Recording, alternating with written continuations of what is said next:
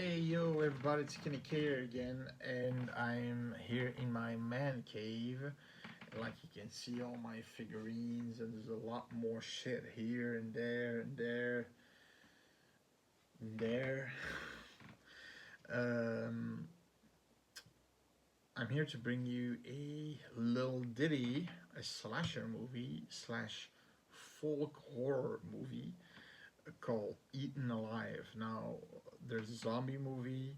I think an Italian zombie movie also called Eaten Alive, but this isn't it.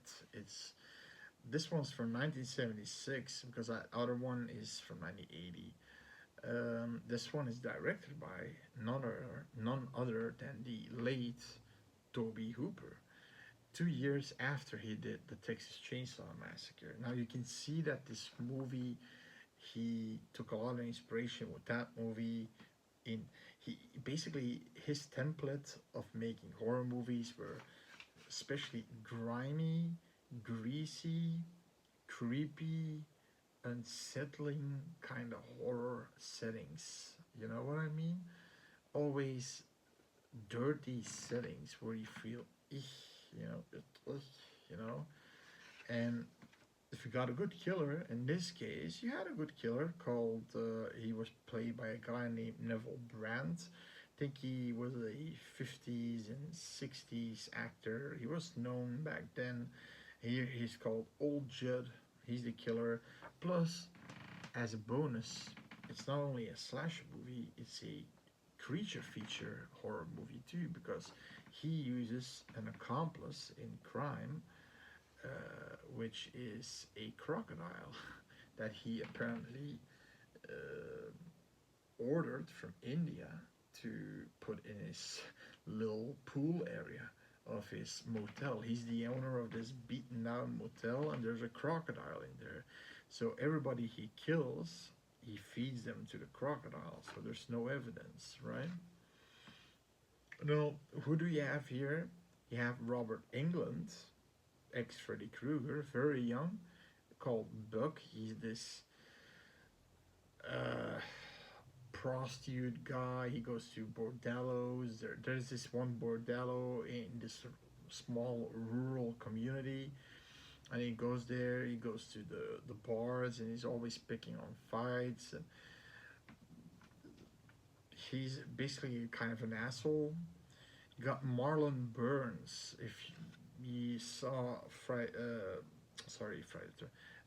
Texas Chainsaw Massacre, you should know her name. She's the final girl in that movie.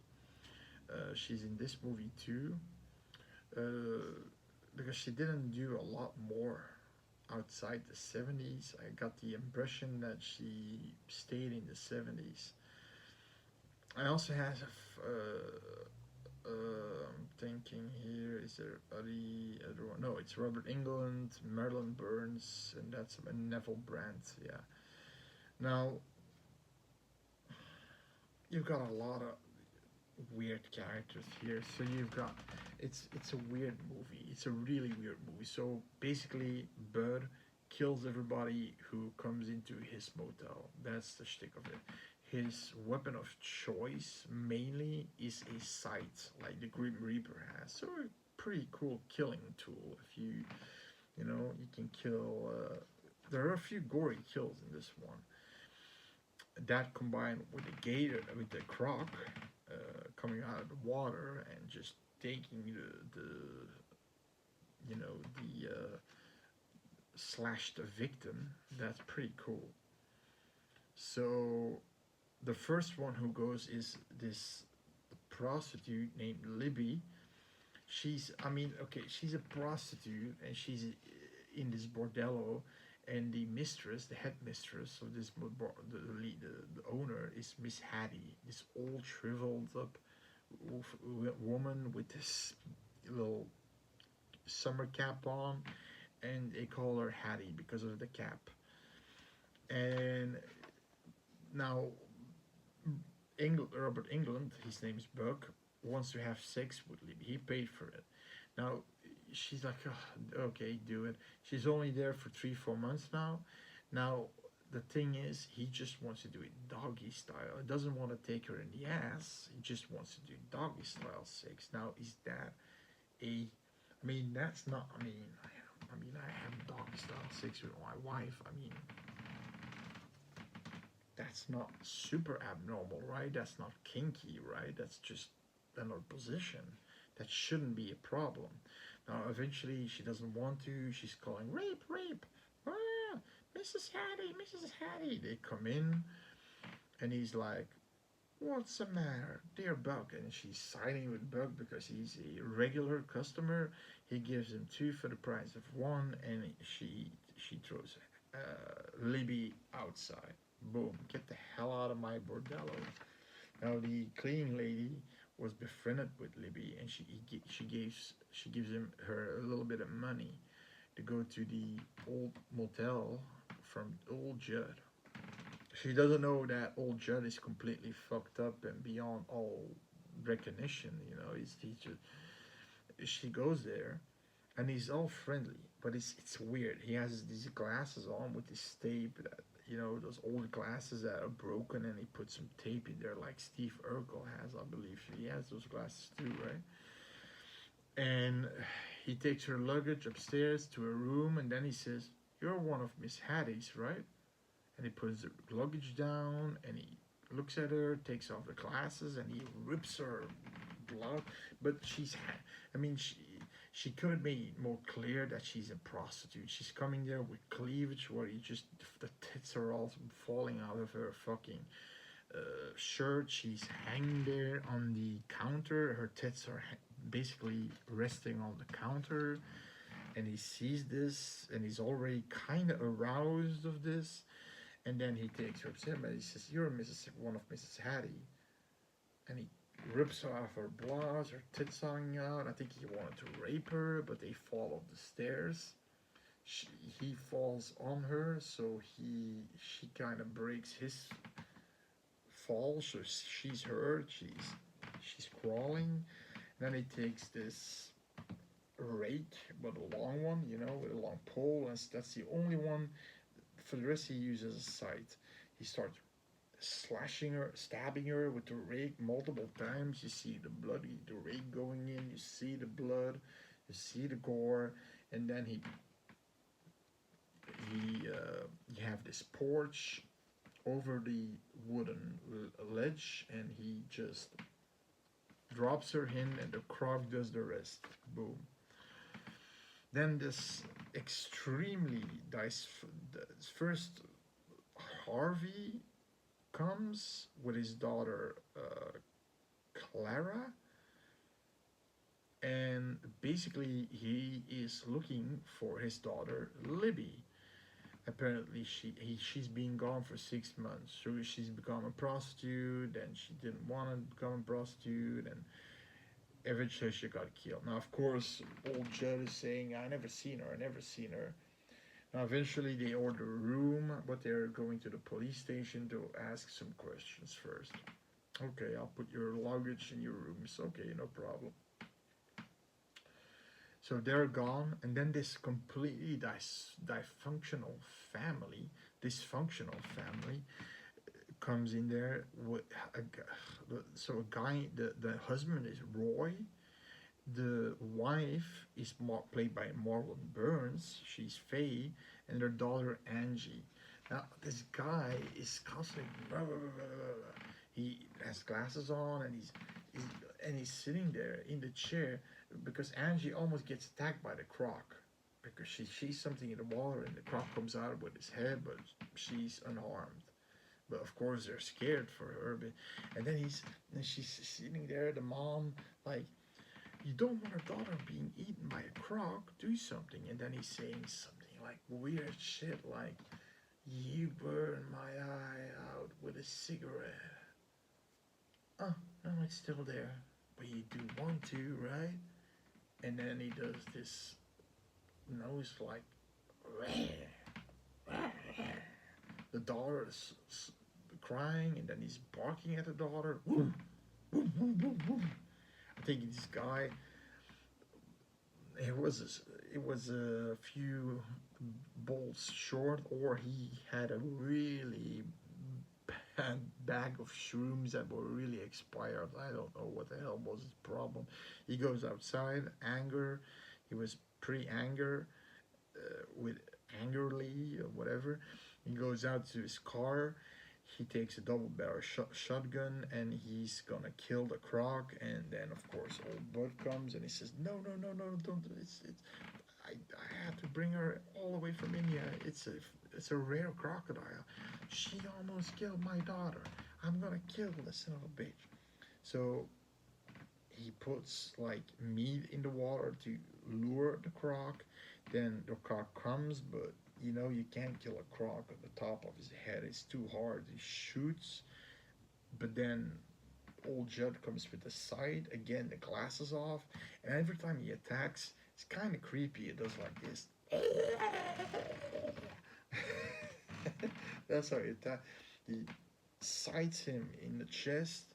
He sights him again through the neck, and then he fires the last bullet in his leg, and the croc comes through the wooden, ledge and take from the porch, takes the guy with the shotgun and in the water and eats him. He goes upstairs and but he doesn't have problems because he has a fake leg. Apparently his leg got bitten off by the croc at some point. But they're still friends. They're still friends.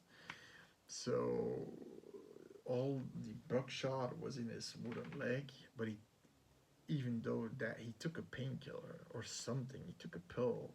His entire mouth was like white, foaming. It was weird. It was weird. Then he went to the wife's room, so Marilyn Burns' her room. She was taking a shower. He puts a bag on her head and starts to bitch slap her the hell out of it like this, with his bitch slap hand. And the daughter sees this. He's going after the daughter. The daughter crawls underneath the house. He can't get to her. He goes back and ties Marlon Burns to a bed, and with a with something in her mouth, so she can't scream. And he's like being very gentle. He has his glasses back on, and then he's like gentle with her, and trying to comfort her and this and that. And he says, "I gotta deal with your daughter because she's under the house." Then again, he goes under the house with his glasses off, and he takes his side, and he's like trying to sight her to death, but he can't go so deep. Then he tries to do it in another way, but first, so the couple that went looking for the sister go speak with the local sheriff called Martin, and he says, "Okay, let's go to Miss Hattie." Miss Hattie just it looked like she knew the sheriff, and it looked like he was a regular customer. Yeah. Eventually, she doesn't know the girl. Bullshit. I think she just didn't want to be in trouble with the law. If she was a law make problem girl, and so they don't get any reconciliation of that she worked there. Then the dad goes back to the motel because he's kind of sick, and Clara goes to get a drink with the sheriff. The sheriff isn't in for flirtations or something. He's just in because if it was my daughter, I would be upset too. And Harvey, the dad, goes and he hears the child. So he goes looking for the child, but then he gets the fucking sight right through his cheek and through the other side. Like I said, gory scenes. You got gory scenes, and you have that Judd standing there. Like I said, he brought a little bit of that Texas Chainsaw Massacre, the Sawyer family. If you saw the movie, you'll understand. He had the hitchhiker who was like super erratic and went super crazy, and he liked killing, he liked torturing. And you had the other one, the cook, who didn't like to see the killings, but he was always curious. And when he had like schizophrenia. When he looked, he was doing like this. And when he was in the car with him, like he did, like, it's all gonna be all right, girl. It's all gonna be all right. And then he takes a stick, he pokes her like like this. He took a little bit of that into this killer. He takes the glasses off and he becomes this. But the glasses on, he's like a reasonable guy. But with the glasses off, he becomes completely psycho. Weird, very weird. But like his weapon of choice, a scythe. He kills Libby with a rake, but the rest he kills with a scythe. The husband, the unhinged husband, Roy, then Harvey. Um, then he tries to basically, the sheriff, they're in the bar. There's also a scene where Buck is doing some pool with a beautiful young lady, and eventually Buck he's actually Robert Englund had a lot of had a lot of screen time in this movie, so it was interesting to see. He was young Robert Englund, so it's interesting to see. And he was ordered by the sheriff to get the hell out of there because otherwise he's gonna book him. And he said, okay, I'm getting the hell out of here. He takes the girl with him to fuck. And but before he went to the bar, he came to Judd and he said, I don't. Judd is yelling, I don't want your kind in here. I don't want your kind in here. And he puts some money in his front pocket. That's for later, for a room, right? Now I'm going to get some poo-tang. And he goes to the bar. He comes back with the poo-tang, and he's like, I don't want you. I paid you, old shit. Now shut the fuck up. I'm getting my key. He just takes a key and goes upstairs, fucking the girl. But he hears, of course, he hears something like the girl too. He goes investigate. But of course, he sees that hole and he knows there's a croc in there because he threatens to put a dynamite stick in that pond to kill the croc. But then Judd is behind him and he looks behind him and he just pushes him in. Of course, he gets completely mauled by the croc.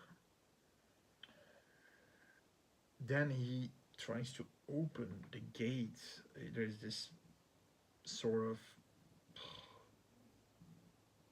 not too sturdy mesh wiring that's enclosed with that goes underneath the house.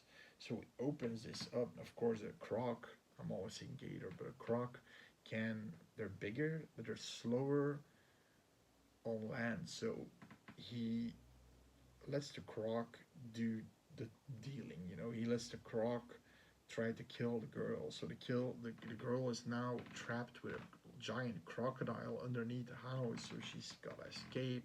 And eventually,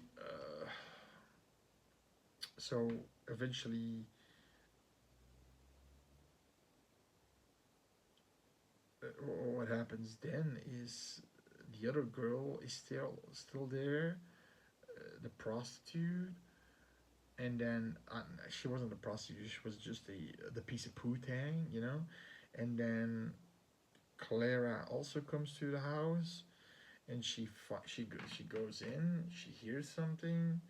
She hears a daughter. She takes the daughter out of the underneath the house. She says, "My mama is upstairs." She goes upstairs. She loosens Marlon, the Faye, Marlon Burns, and then the prostitute comes out. They're all running downstairs, and then you have him coming from the corner like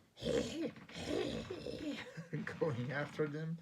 And of course, there were three women. They just fucking up. They push him through a window. He's being pushed around, and I think he dies. That I think they push him out the window completely.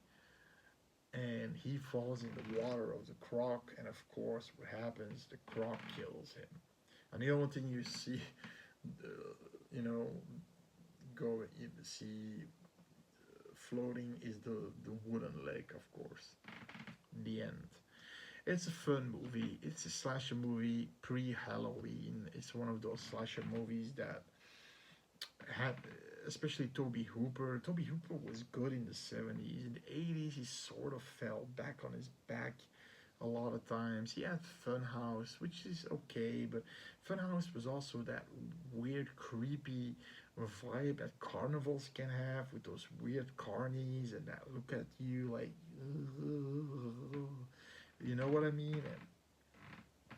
But that was his intention to get the vibe of the carnival with the weird, creepy carnies, and then in the funhouse, because that's where the horror is with the screamer, which was that fucked up looking man creature. But but besides that, he did the toolbox murders. Okay, slasher movie with this guy who, now rest in peace, Tobe Hooper. I mean, he was one of the better horror directors, but he was most famous in the 70s. He did a lot in the 70s. Salem's Lot, the original Salem's Lot, is from Tobe Hooper from 79. So, like I said, he was, the best things he did was the 70s. Steven Spielberg thinks as his Texas Chainsaw Massacre still as the most influential and most creepy horror movie ever made. I would say creepy. I would say, but I wouldn't call it I mean, influential. It had something to do. I think Halloween took inspiration, especially from the masked killer Leatherface. But then the second part of the movie just got tedious for me, and then the torture shit and what now, the cannibalist shit. No, I like the first part, but don't like the second part. I give it a 6 though. Watch it every once in a year.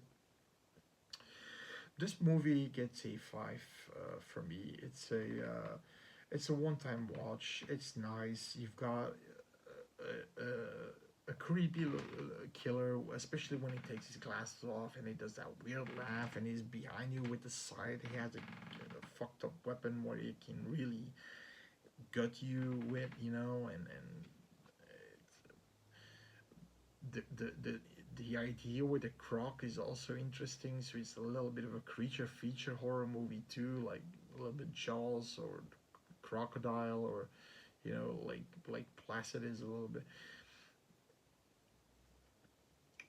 Although those are thrillers with horrifying moments in them. Although Jaws 1 I still see as a thriller horror movie. That it got a PG rating is still beyond me, but okay.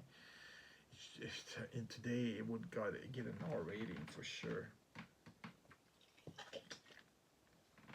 The only cons were you have this weird.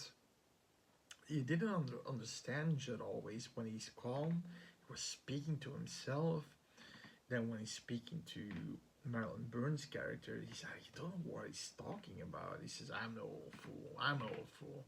He's like he's talking like everybody's making fun of him, but he doesn't.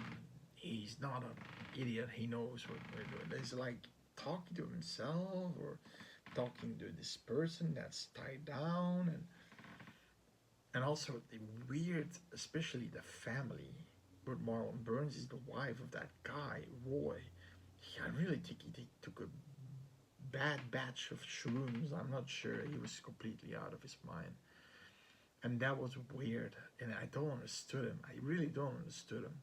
So they come like, they're all flooding to his place. Normally nobody comes there. It's like folk horror. It's rural area. And then you have this family of three. Then you have these two people and looking for a daughter. And you have Buck who also pays. You have a lot. This entire lot is full out of nowhere. Because Miss Hattie confirms that he's still open. He was a regular down here, but he caused too much problems. so I had to throw him out. So you already know he's a pervert too. That's why he wanted to rape Libby. Didn't got the chance though, but that's maybe the reason why he left Faye alive. You know, Angie's mom, Marlon Burns. But anyhow, I do recommend it. It's a fun watch. It's very reminiscent to the Texas Chainsaw Massacre. And if you want to see something that I don't think that sort of gone under the radar, it's a sort of a hidden gem, I think, from the late great Tobe Hooper, and his best years, in my opinion, were the 70s. So if you wanna see a Tobe Hooper classic in live from 1986, 1976, sorry. If you like the damn video, like it. Makes me feel good. Subscribe makes me feel good. It's free. It's a badge of honor. Comment if you liked it or not. See you later. Bye.